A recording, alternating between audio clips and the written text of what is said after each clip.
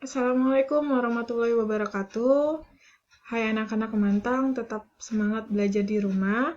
Hari ini Bu Fia kembali lagi untuk memberikan penjelasan materi tentang gelombang stasioner fisika kelas 11 IPA.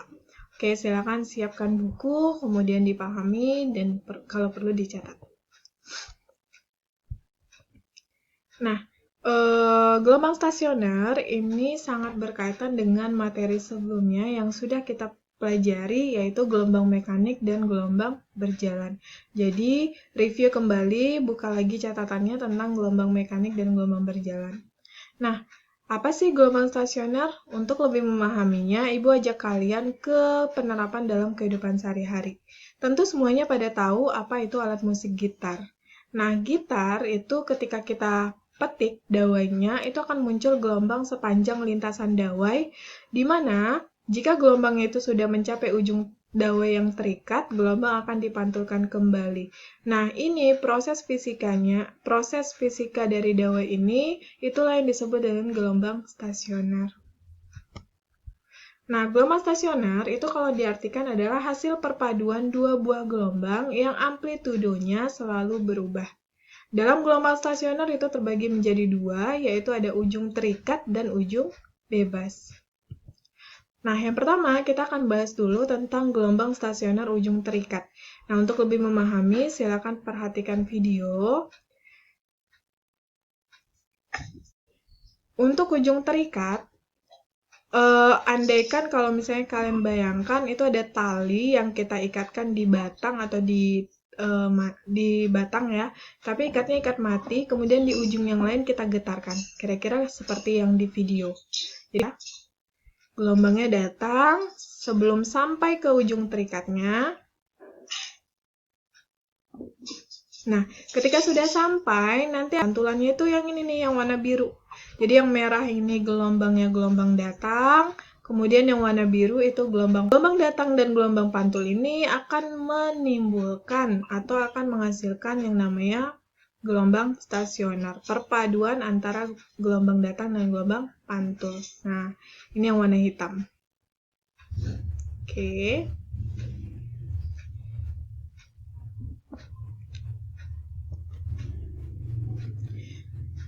Untuk secara matematis, persamaan gelombang stasioner ujung terikat itu adalah Y sama dengan 2A sin Kx cos omega T, di mana amplitudo gelombang stasionernya adalah 2A sin Kx. Nah, jadi nanti ini ada keterangannya, AS itu adalah amplitudo gelombang stasioner, Y simpangan gelombang stasioner, omega itu kecepatan sudut gelombang, T lamanya waktu gelombang itu bergetar, K bilangan gelombang, X jarak titik ke sumber getar. Ini semuanya sama seperti pengoperasian gelombang mekanik dan gelombang berjalan. Nah, untuk gelombang stasioner ujung terikat, di sini yang paling menjadi ciri khasnya adalah karena gelombang yang terbentuknya gelombang sinus, jadi yang di depan ini adalah sin dulu. Nah, bedanya nanti kita akan lihat di ujung bebas. Di ujung terikat, gelombang stasioner ini nanti ada istilah perut dan simpul. Perut dan simpul ini, jadi titik perut itu berada di puncak bukit dan puncak lembah dari gelombang. Jadi kira-kira video tadi kalau kita rekam gelombangnya itu kira-kira seperti ini. Ini simpul, perut, simpul, perut, simpul, perut, simpul, perut, dan seterusnya. Jadi di sini gambarnya Ibu pisahkan. Nah, ini adalah perut pertama, perut kedua, perut ketiga, perut keempat, perut kelima, sampai seterusnya. Nah, yang ini simpul pertama, simpul kedua, simpul ketiga, simpul keempat, simpul kelima, sampai seterusnya. Untuk rumusannya, letak perut itu adalah X sama dengan 2N kurang 1 kali 1/4 lambda. N-nya dimulai dari 1, 2, 3, dan seterusnya. Maksudnya gimana? Nanti kalau ada pertanyaan, tentukan letak perut pertama, berarti N-nya sama dengan 1. Jadi kita masukin N-nya itu diganti di sini 1. Kemudian, misalnya yang ditanya itu letak perut kedua, berarti N-nya 2. Letak perut kelima, berarti N-nya 5. Oke, yang berikutnya letak simpul. Untuk rumus letak simpul, X sama dengan N kurang 1 kali setengah lambda. N-nya juga dimulai dari 1, 2, 3. Misal, yang ditanya simpul ketiga, berarti 3 kurang 1. N-nya ganti 3. Misalnya yang ditanya simpul kelima, berarti 5 kurang 1. Gitu. Oke, ini nanti perlu dicatat. Berikutnya kita akan bahas gelombang stasioner ujung bebas. Tadi, supaya bisa membedakan, perhatikan video. Untuk ujung bebas, ini ibaratnya tali tadi kita ikatkan juga di sebuah batang, tapi ikatnya tidak ikat mati. Peluang tali ini bergerak atas bawah. Jadi nanti ketika kita getarkan, dia bergerak ke atas bawah. Tapi kalau misalnya ujung terikat, dia udah pasti di titik terikat itu aja, karena kayak diikat mati, jadi nggak akan bergerak lagi. Nah, ini ada gelombang datang.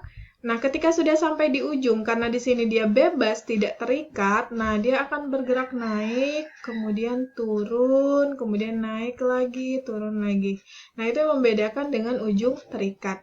Nah, gelombang yang terbentuk di sini adalah gelombang kosinus, berbeda dengan ujung terikat. Ujung terikat tadi gelombang sinus. Oke, bisa jadi ibu ulang lagi, bedanya ujung terikat gelombang sinus, ujung bebas gelombang kosinus. Oke. Nah, letaknya di mana nih perbedaannya? Di persamaannya. Tadi kalau ujung terikat dia sin dulu baru cos, karena sinus, gelombang sinus. Nah, kalau ujung bebas cos dulu baru sin, karena terbentuk gelombang kosinus. Rumusannya mirip, cuma bedanya sin dan cosnya saja. Nah, untuk amplitudenya itu jadinya 2A cos KX. Ya, persamaannya Y sama dengan 2A cos KX sin omega T. Untuk keterangannya sama seperti gelombang ujung terikat. Nah, yang membedakan lagi ujung bebas sama ujung terikat adalah letak perut dan letak simpul. Kira-kira video tadi kalau misalnya kita rekam, bentuknya seperti ini. Dia tidak mulai dari ujung terikatnya, tapi dimulai dari atas dan bawah. Nah, jadi yang mulai dulu itu adalah perutnya. Ini perut, simpul, perut, simpul, perut, simpul, perut, sampai seterusnya. Nah, ini Ibu bedakan gambarnya. Letak perut pertama, perut kedua, perut ketiga, perut keempat, perut kelima, perut keenam, sampai seterusnya. Untuk simpul, begitu juga. Simpul pertama, simpul kedua, simpul ketiga, simpul keempat, simpul kelima, simpul keenam, sampai seterusnya. Nah, bedanya kebalik rumusnya dengan ujung terikat. Kalau letak perut di ujung terikat, itu sama kayak letak simpul di ujung bebas. Sedangkan letak simpul di ujung terikat, itu sama kayak letak perut di ujung bebasnya sama ya. Oke, ibu ulangin lagi. Letak perut di ujung terikat sama kayak letak simpul di bebas. Letak simpul di ujung terikat sama kayak letak perut di bebas. Jadi rumus mereka kebalik. Oke. Ini sama, M-nya 1, 2, 3 itu dimulai dari tergantung yang ditanyakan. Kalau misalnya perut 2 berarti 2 kurang 1. Perut kelima berarti 5 kurang 1. Kalau simpul ketiga berarti 2 kali 3 kali dulu 6. Ya, 2 kali 3 kan 6, 6 kurang 1. Kemudian dikalikan 1/4 lambda. Nah, supaya lebih memahami bagaimana cara penggunaan persamaannya, Ibu kasih contoh. Suatu gelombang mempunyai persamaan Y sama dengan 0,2 cos 4πx sin 5πt. Jika Y dan X dalam meter serta T dalam sekon, tentukan bilangan gelombang, kecepatan sudut, amplitudo, frekuensi, periode, panjang gelombang, cepat rambat, perut kedua, simpul ketiga. Nah, ingat lagi, ini persamaan umumnya berarti Y sama dengan 2A cos KX sin omega T. Ya, 2A cos KX sin omega T. Nah, ingat, ini jadinya gelombang apa nih? Terikat atau ujung bebas? Oke, ujung bebas. Kenapa? Karena di sini yang di depan adalah kosinus dulu. Itu gelombang kosinus. Jadi ujung bebas gelombang kosinus. Oke. Nah, yang pertama bilangan gelombang. Ingat lagi materi sebelumnya, bilangan gelombang itu selalu bergandeng sama X ya. Omega 2A cos KX. Jadi bilangan gelombang itu bergandeng sama X, KX. Artinya yang bergandeng sama X di sini adalah 4pi. 4πx berarti 4pi. Jadi nilai K-nya sama dengan 4pi. pi. Oke, kecepatan sudut omega. Omega itu yang selalu bergandeng dengan T, berarti adalah omega T, 5 pi T. Omeganya sama dengan 5 pi. Oke, yang ketiga, yang C, amplitudo gelombang stasioner. Amplitudo berarti kita cukup lihat yang di depan sini, yaitu nilainya 0,2.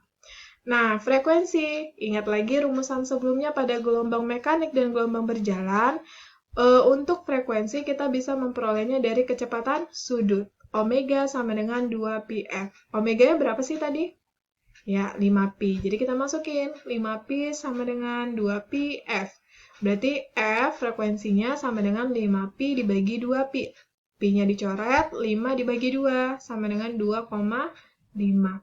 Nah, berikutnya periode. Periode itu 2 pi per T. Diambil juga dari kecepatan sudut. Kecepatan sudutnya tadi 5 pi. Berarti 5 pi sama dengan 2 pi per T. T sama 5 pi ubah posisi. T-nya jadi di atas, 5 pi-nya jadi di bawah. Jadi 2 pi bagi 5 pi, pi-nya dicoret. 2 bagi 5 sama dengan 0,4 sekon. Oke, yang berikutnya, panjang gelombang, lambda.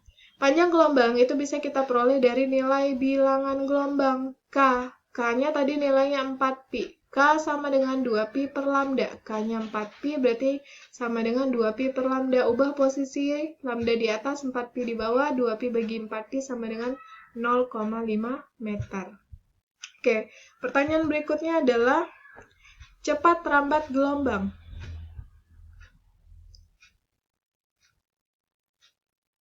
Oke, pertanyaan berikutnya adalah cepat rambat gelombang. Nah, cepat rambat gelombang ini bebas. Anak-anak mau pakai rumus apa terserah. Dia ada 3. Bisa kita pakai lambda kali F, bisa kita pakai lambda bagi T, bisa kita pakai omega per K. Ini udah Ibu jelaskan di materi gelombang berjalan sebelumnya. Oke, lambda kali F misalnya kita pakai. Tadi lambdanya kita udah cari dapatnya 0,5. Frekuensinya kita udah cari dapatnya 2,5. Jawabannya dikalikan 0,5 kali 2,5 sama dengan 1,25. Atau boleh pakai rumus lambda bagi T. Lambdanya tadi dapatnya 0,5, periodenya dapatnya 0,4. Kalau kita bagi juga dapatnya 1,25. Hasilnya nggak akan mungkin beda. Nah, atau juga bisa kita pakai rumus ketiga, omega per K. Omega tadi dapatnya 5 pi, K-nya tadi 4 pi, berarti 5 bagi 4, pi-nya dicoret 1,25. Jadi nanti bebas ya, mau pilih rumus yang mana, boleh yang pertama, boleh yang kedua, ataupun boleh yang ketiga. Nah, biasanya sih Ibu sering pakai yang ketiga, karena biasanya omega sama K sudah dikasih tahu di persamaan. Nah, yang ke H, perut kedua. Nah, ini tanya nih perut, di sini harusnya P2 ya. Oke, perut kedua. Perut kedua itu berarti kan N-nya sama dengan 2. Ini tadi gelombang apa? Ujung bebas.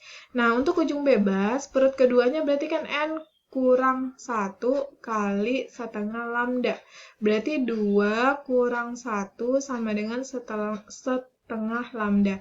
2 kurang 1, lambdanya tadi 0,5 ya. 2 kurang 1 hasilnya 1 kali setengah kali 0,5. Berarti dapatnya 0,25 meter. Oke, berikutnya